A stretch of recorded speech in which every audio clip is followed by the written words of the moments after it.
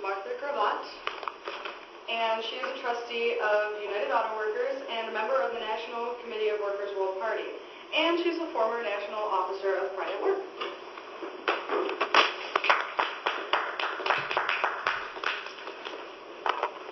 Good evening. Good evening. And happy May Day.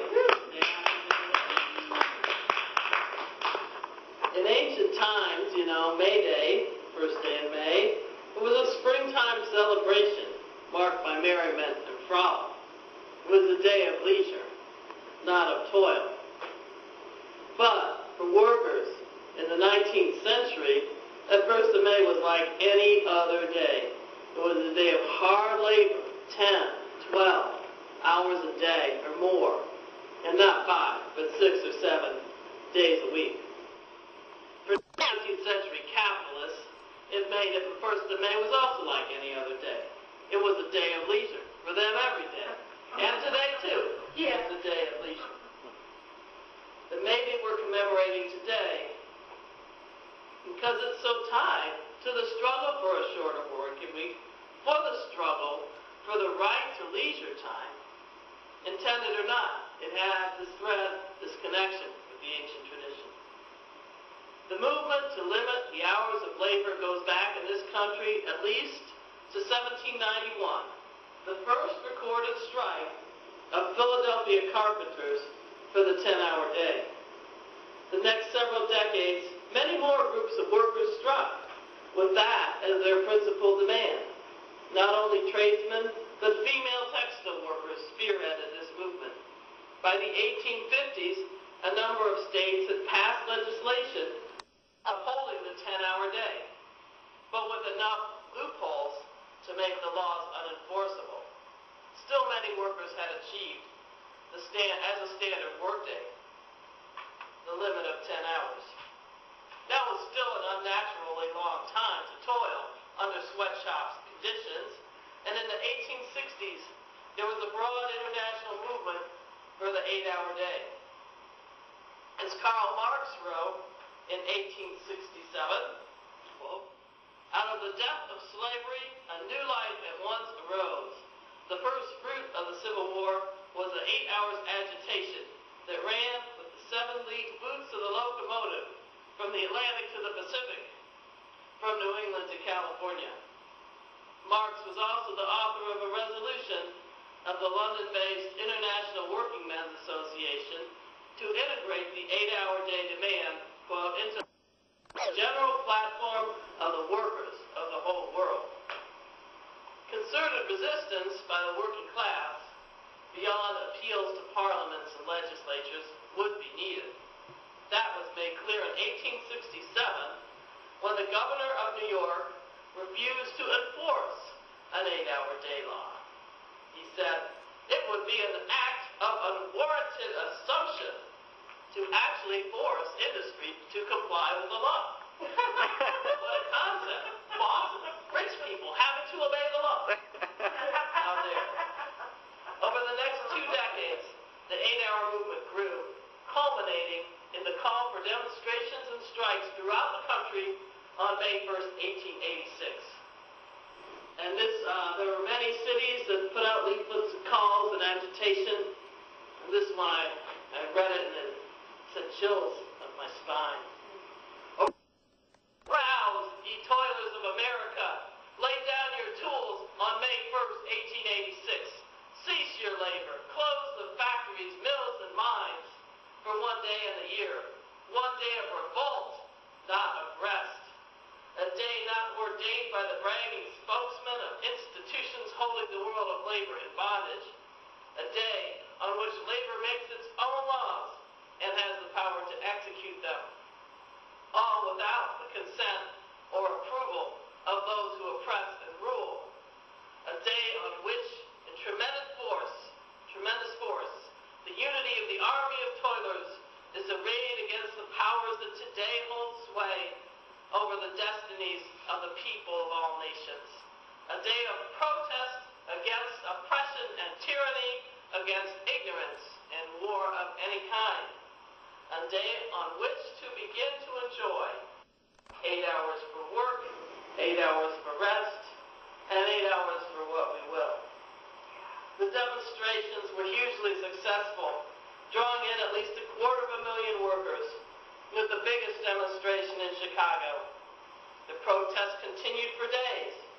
On May 3rd, strikers fought with scabs at McCormick Harvesting Machine. Police intervened and killed 4 strikers. And they called a protest for May 4th, which we all associate with the massacre at Kent State. But on May 4th, they had a protest against the killings on May 3rd. That day, in the now famous Haymarket Square in Chicago, a bomb was thrown, most likely by an agent provocateur, and it killed a policeman, Matthias Deegan.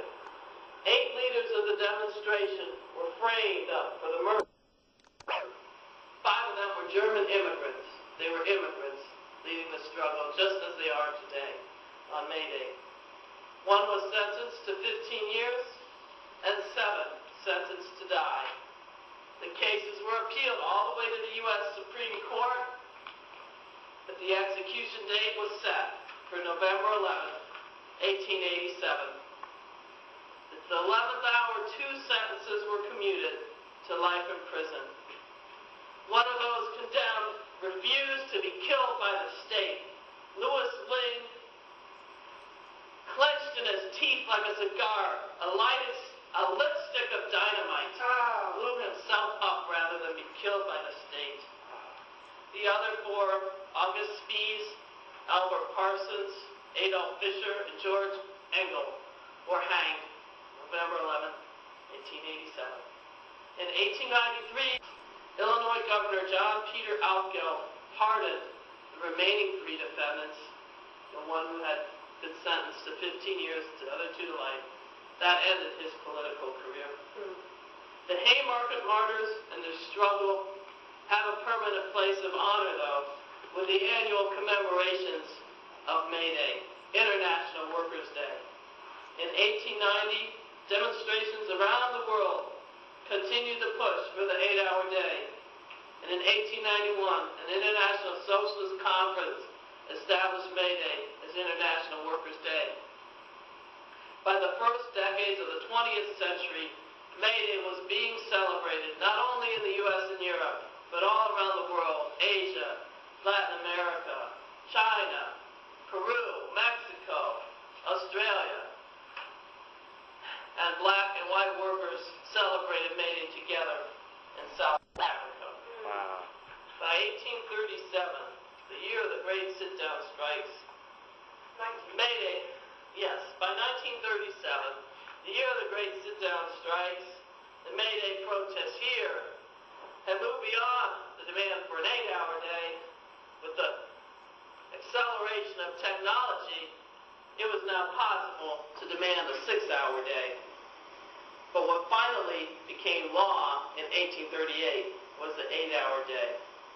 And there have been no laws since then reducing the hours of our labor, despite the rapid increase in the technology, and the productivity of labor, the exponential growth of our productivity. But would they reduce our hours of labor by 1 minute? No. No, they take it in the form of profit from us. So it took, ironically, workers from other countries to revive May Day in the United States, where it was born.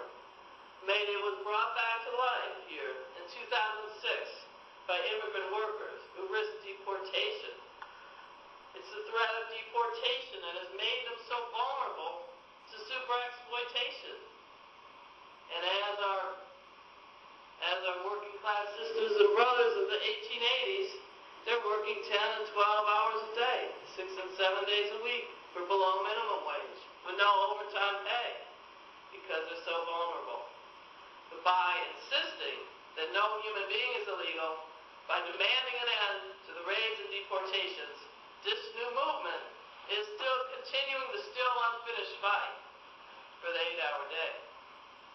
These courageous immigrant workers have once again made May 1st, quote, the day of protest against oppression and tyranny, against ignorance and war of any kind. And by the way, also yesterday, 25,000 West Coast